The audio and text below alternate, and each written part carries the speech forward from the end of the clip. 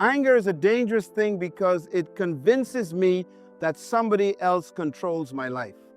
And the moment another human being can control my peace, my joy, my reactions, my sleep, my emotions, then I have become a slave to their behavior. Most people are not angry because they were hurt. They are angry because they surrendered authority over themselves. And the tragedy of anger is this: the person you are angry at may be sleeping peacefully while you are destroying your own health, your own focus, your own future. I discovered something powerful. People cannot make me angry unless I first give them permission to govern my spirit. That means anger is not really about them. It is about me. It is about my understanding of people, my understanding of purpose, and my understanding of human weakness. When I understand why people behave the way they do, I stop taking everything personally. And when I stop taking things personally, I begin to live free. Because mature people do not allow broken people to break them. And today I want to teach you how to reach a level of understanding where you can look at betrayal, disrespect, rejection, criticism, and offense without losing your peace, your dignity, or your self-control. Anger begins when I expect imperfect people to behave perfectly. Most people are not angry because something terrible happened to them. They are angry because reality violated their expectations. They created an image in their mind of how people should behave, how friends should act, how family should respond, how leaders should perform, how strangers should treat them. And when human beings fail to meet those expectations, frustration enters the heart. But I learned something very important about life. If I expect perfection from imperfect people, I will live offended every day of my life. Humanity is flawed. Every person I meet is fighting weakness, insecurity, fear, pride, ignorance, emotional wounds, or internal confusion. Some people smile publicly while bleeding privately. Some people hurt others because they themselves are hurting. And many people do not even understand why they behave the way they do. That is why wisdom protects me from unnecessary anger. The Bible says, all have sinned and fallen short. In other words, imperfection is the condition of humanity. So why am I shocked when people fail? Why am I surprised when humans act human? Sometimes we become angry because we secretly worship people. Yes, we place impossible expectations on them. We expect them to never disappoint us, never misunderstand us, never forget us, never betray us, never speak emotionally, never make mistakes. But no human being was designed to carry that kind of expectation. Only God is perfect. And when I demand perfection from people, I create disappointment for myself. I had to learn that maturity means adjusting my expectations according to truth, not according to fantasy. For example, if I hand a child a glass cup and the child drops it, I may be disappointed, but I should not be shocked. Why? Because the behavior matches the level of development. The problem is many adults are physically grown but emotionally undeveloped. They are old in age but immature in character. So when pressure comes, they react emotionally, selfishly, impulsively, or carelessly. Now, if I do not understand this principle, I will spend my life angry at everybody. I will be angry at relatives, angry at coworkers, angry at neighbors, angry at church members, angry at leadership, angry at society. Because I expected people without discipline to act disciplined.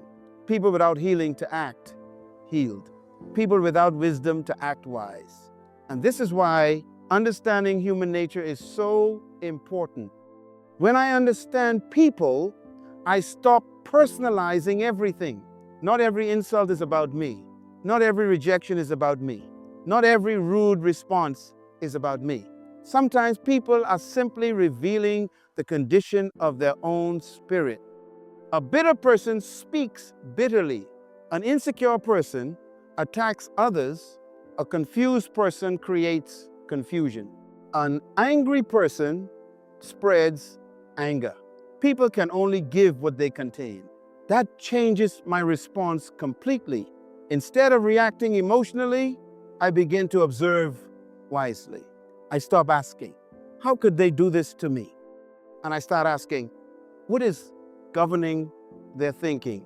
That question protects my peace. Even God deals with humanity through understanding. God knows human weakness, human limitations, human fears, and human tendencies. That is why patience is a fruit of spiritual maturity. Impatience comes from unrealistic expectations. You cannot plant mango seeds and demand oranges. The seed determines the fruit. Likewise, the condition of a person's mind determines their behavior. And once I understand that principle, I stop allowing people's imperfections to control my emotional life. This does not mean I tolerate abuse. This does not mean I approve wrong behavior. This does not mean I remove standards. It simply means I refuse to be emotionally destroyed by what imperfect people naturally produce. Wisdom gives me emotional stability. And when I stop expecting broken humanity to behave like perfected beings, I remove one of the greatest sources of anger from my life. Whatever controls my emotions becomes my master. This is one of the greatest discoveries I ever made about human maturity. If another person can decide whether I have peace or anger, joy or frustration, calmness or emotional chaos, then I have surrendered authority over my own spirit. And many people do this every day without realizing it. One comment ruins their entire day. One rejection destroys their confidence. One insult changes their mood. One act of disrespect steals their peace for a week. That means the environment is controlling them instead of them governing themselves. But God never created me to be ruled by external circumstances. I was created to exercise dominion, beginning with dominion over myself. The greatest leadership is self-leadership. Most people want to control nations, businesses, organizations, marriages, and relationships. Yet they cannot control their own temper. They cannot control their reactions. They cannot control their emotions. And if I cannot govern myself, then I am not truly free. The Bible says a person who controls their spirit is greater than one who conquers a city. Think about that. Why? Because conquering a city is external power, but conquering myself is internal power. And internal power is more difficult. Anyone can react. Anyone can explode. Anyone can scream. Anyone can lose control. But discipline is the proof of maturity. A mature person does not allow temporary emotions to produce permanent damage. I had to learn that feelings are real, but feelings are not supposed to become rulers. Anger itself is an emotion. God created emotions. Emotions are indicators, not dictators. They reveal something is happening internally, but they were never designed to take control of my decisions. For example, when the warning light appears in a car, the light is not the problem. The light is only revealing a condition. Likewise, anger is often revealing wounded pride, unmet expectations, insecurity, exhaustion, fear or unresolved pain. But many people do not investigate the condition. They simply obey the emotion. And whatever I obey repeatedly becomes my master. This is why some people live in emotional slavery.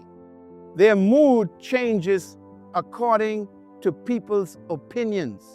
Their peace changes according to circumstances. Their confidence changes according to criticism. That is dangerous. Because when people discover they can control my emotions, they can manipulate my life. A person who can provoke me easily, can control me easily. That is why self-control is power. Notice the word, self-control. Not people control, not circumstance control. Self-control. The kingdom of God always begins with internal government before external influence. God works from the inside outward. That means the first territory I must rule is my own mind, my own emotions, my own responses, my own attitude. I cannot stop people from speaking negatively. I cannot stop betrayal. I cannot stop criticism. I cannot stop misunderstanding. But I can decide what enters my spirit and what controls my reaction. That decision changes everything.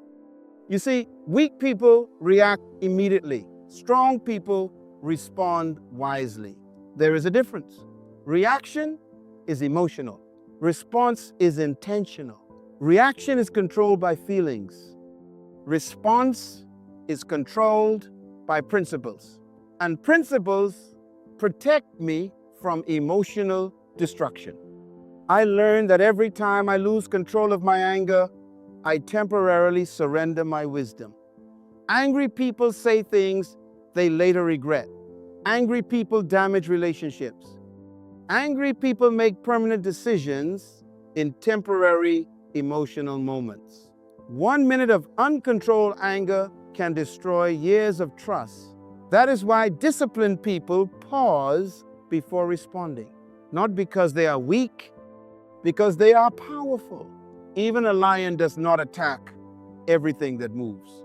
And mature people do not respond to every offense. Sometimes the greatest proof of strength is silence. Sometimes the greatest proof of wisdom is restraint. Sometimes the greatest proof of leadership is emotional stability under pressure. When I understand this, I stop giving people authority they never deserved. No human being deserves control over my peace. No offense deserves control over my destiny. No insult deserves control over my future. And the moment I reclaim authority over my emotions, I begin to walk in true freedom. Understanding people reduces offense. One of the greatest protections against anger is understanding. Because when I understand people, I stop reacting to them emotionally and start discerning them wisely. Most people spend their lives studying money, studying success, studying business, studying opportunities, but they never study human nature. And if I do not understand people, I will constantly be offended by their behavior. Wisdom teaches me that behavior is usually the symptom of something deeper. A person rarely hurts others without first being damaged internally. That does not excuse wrong behavior, but it explains it. And explanation creates understanding. For example, when a person is insecure, they often become controlling. When a person feels inferior, they criticize others to feel important. When a person lacks peace, they spread confusion. When a person is full of bitterness, they poison conversations everywhere they go. People leak what they contain. This is why I cannot judge people only by their actions. I must understand the condition producing the action. If smoke is coming from a building, intelligent people do not attack the smoke. They investigate the fire producing it. In the same way, mature people do not merely react to behavior. They discern the deeper issue behind the behavior. Many angry people are actually wounded people. Many arrogant people are actually insecure people. Many rude people are actually empty people. Many controlling people are actually fearful people. And once I understand that, compassion begins to replace offense. I begin to realize that not everybody attacking me is strong. Some people attack because they are weak internally. The Bible says, out of the abundance of the heart, the mouth speaks. In other words, words are evidence of internal conditions. A person's speech reveals their spirit. So when people speak with hatred, jealousy, pride, or anger, they are revealing what is governing them internally. That changes how I respond. Instead of immediately becoming offended, I begin to observe spiritually. I ask myself, what pain is this person carrying? What fear is controlling them? What emptiness are they trying to hide? Because mature people understand that humanity is fighting invisible battles. Some people were never taught love correctly. Some people grew up around anger and conflict. Some people were betrayed repeatedly. Some people learned survival instead of wisdom. Some people are emotionally injured and do not know how to heal. And wounded people often wound others unconsciously. Now, this does not mean I allow toxic behavior into my life. Understanding people does not mean removing boundaries. Jesus loved people deeply, but he still exercised wisdom concerning who he trusted. Love without wisdom becomes vulnerability. So I can understand people without allowing them to destroy my peace. That is maturity. You see, children react to actions. Mature people discern causes. If a doctor only treats symptoms and ignores causes, the patient remains sick. Likewise, if I only react to people's actions without understanding their condition, I will constantly live angry and frustrated.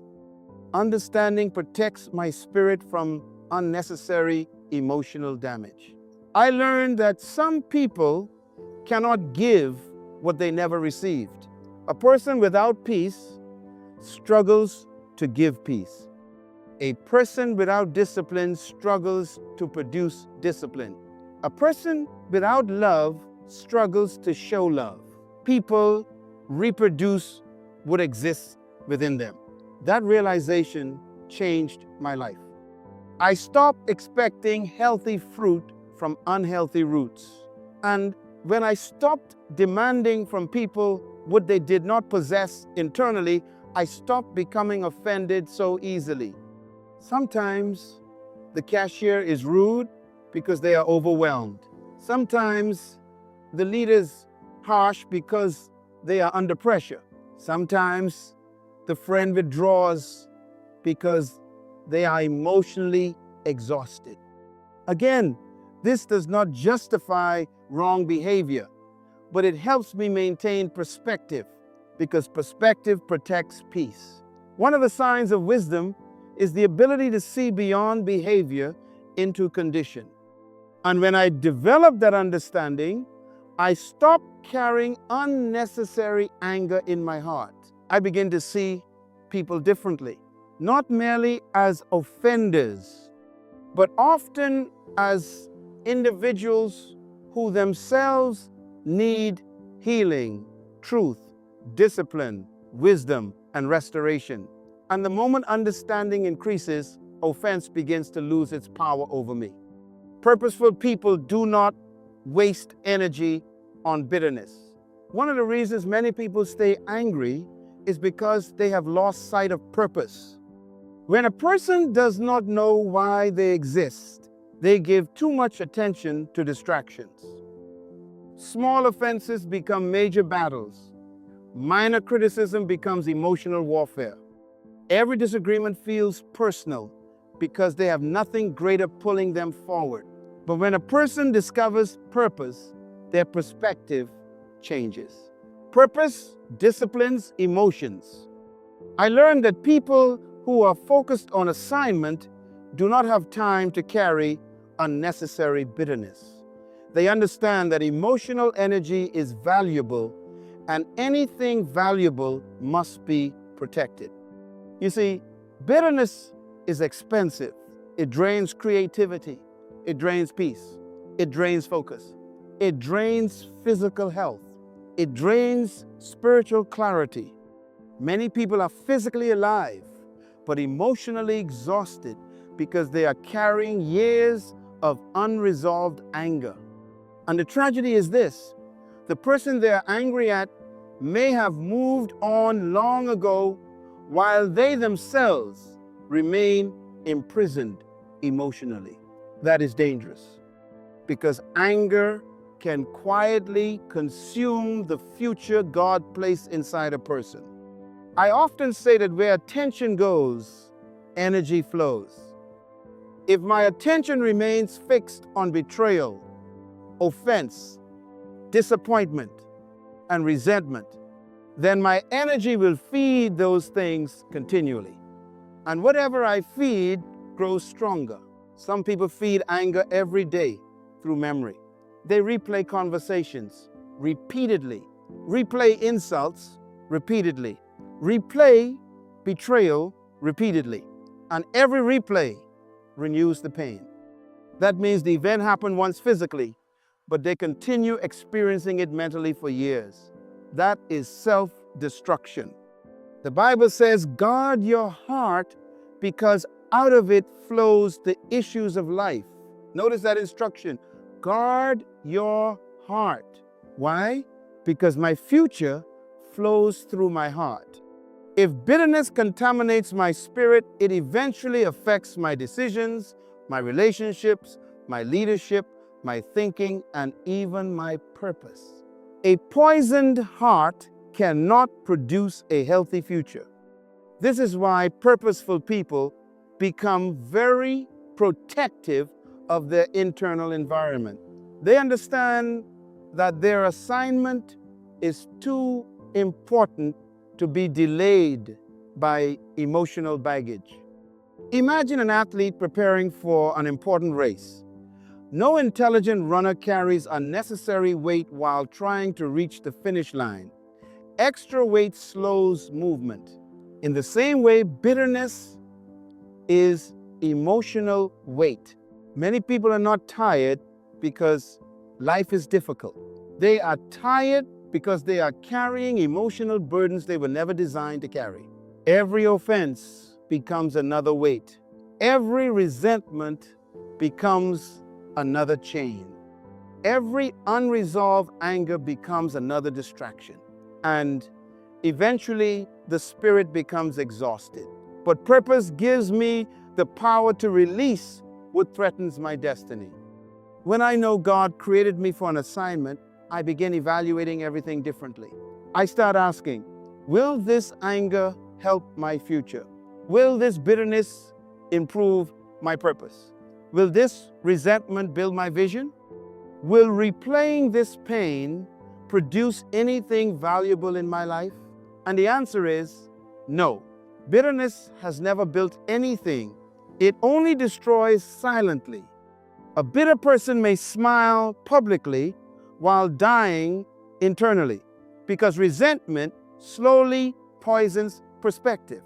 Bitter people stop trusting, stop growing, stop believing, stop seeing clearly. Eventually, they become prisoners of past pain. And I refuse to allow temporary offenses to permanently damage my destiny. I discovered that successful people think differently about offense. Immature people focus on proving points. Purposeful people focus on protecting vision. There are battles not worth fighting because they cost too much emotionally. Not every criticism deserves a response. Not every insult deserves attention. Not every offense deserves my energy. Why? Because my assignment is too important. Even Jesus remained focused on purpose despite betrayal, criticism, rejection, and misunderstanding. Imagine that. Perfect wisdom still faced opposition.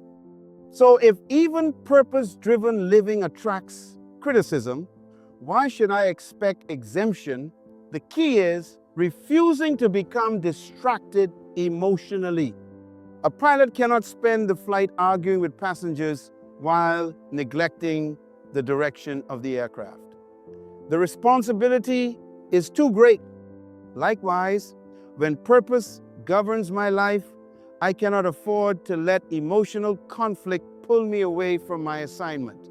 I begin to understand that peace is productive, clarity is productive, discipline is productive, focus is productive, but bitterness produces nothing valuable. And the moment I truly understand my purpose, I stop wasting precious emotional energy on things that cannot move my life forward. Forgiveness is an act of freedom, not weakness. Many people misunderstand forgiveness because they think forgiveness is about the other person. It is not. Forgiveness is first about me. It is about protecting my spirit from becoming a prison for pain. When I refuse to forgive, I do not imprison the offender.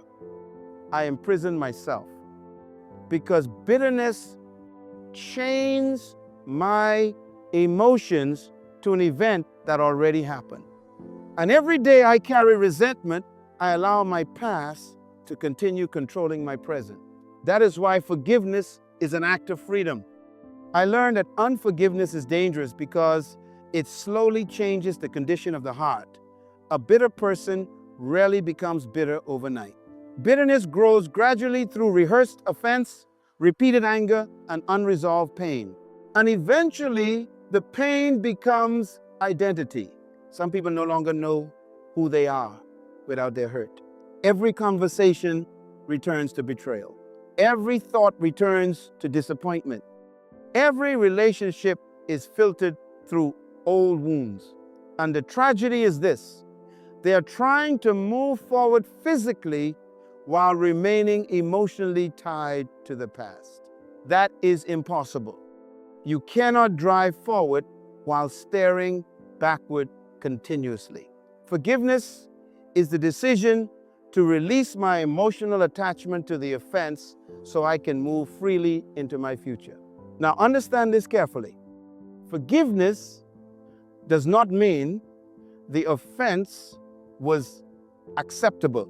Forgiveness does not mean justice no longer matters. Forgiveness does not mean trust is automatically restored. No. Forgiveness simply means I refuse to poison my own spirit because of another person's behavior. That is wisdom.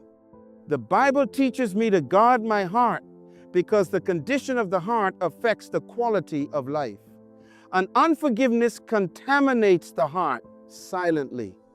It affects thinking, relationships, decision-making, and even physical health.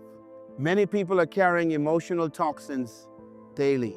Imagine drinking poison every morning, hoping another person becomes sick. That is what bitterness does. It destroys the container carrying it. And this is why mature people learn the power of release. I discovered something very important. People who cannot forgive remain emotionally controlled by those who hurt them. Think about that. If the memory of a person still controls my peace years later, then they still possess influence over my emotional life.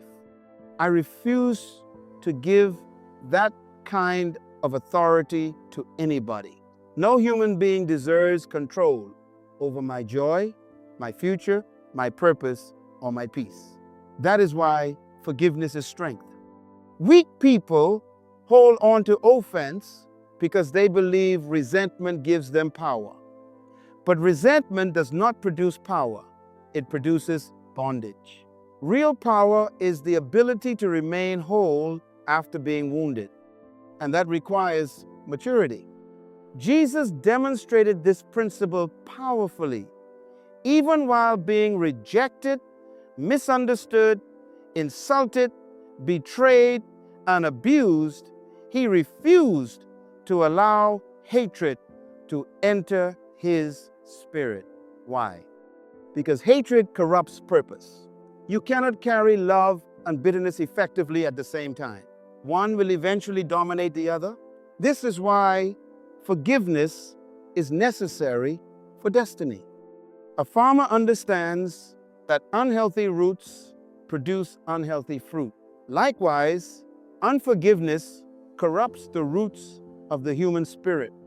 Eventually, it appears in speech, attitude, relationships, leadership, and perspective. Bitter people become suspicious. Bitter people become cynical. Bitter people stop trusting wisely. Bitter people interpret everything through pain, and slowly their world becomes emotionally darkened. But forgiveness restores clarity. Forgiveness restores peace. Forgiveness restores emotional freedom. Sometimes people ask me, what if the pain was deep? Yes, some wounds are deep. Some betrayals are painful. Some rejections are devastating. Some words leave scars. But carrying the pain forever will not heal it. Only release begins healing. And sometimes forgiveness is not a single moment. Sometimes it is a daily decision. A decision to stop feeding anger. A decision to stop replaying offense. A decision to stop giving emotional energy to past pain. Because whatever I continually remember emotionally, I continually relive internally. I had to learn that my future is too valuable to sacrifice on the altar of bitterness. Purpose requires emotional freedom.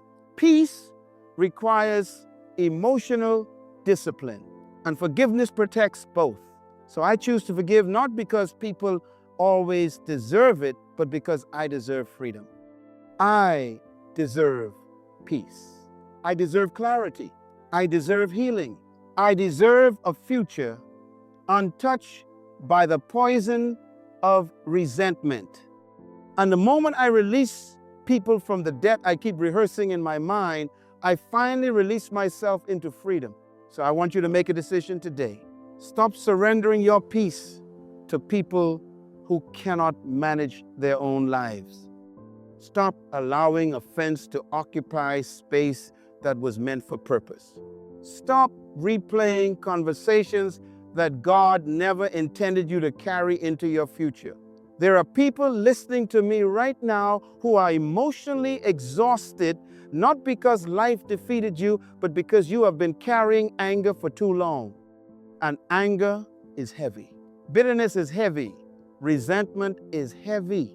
But freedom is light. Today, I challenge you to reclaim authority over your spirit. Forgive the offense. Release the bitterness. Guard your peace. Protect your purpose. Not because what happened was acceptable, but because your destiny is too important to be destroyed by emotional poison. Make a decision that no person will control your emotions more than your principles. Choose wisdom over reaction. Choose understanding over offense. Choose discipline over anger. Choose purpose over bitterness. Because the strongest person in the room is not the loudest person. It is the person who remains peaceful under pressure. And when you learn to master your spirit, people will no longer have the power to steal your joy, disturb your focus, or control your life. That is true freedom. That is maturity. And that is how you live above anger. Thank you, and may God bless you.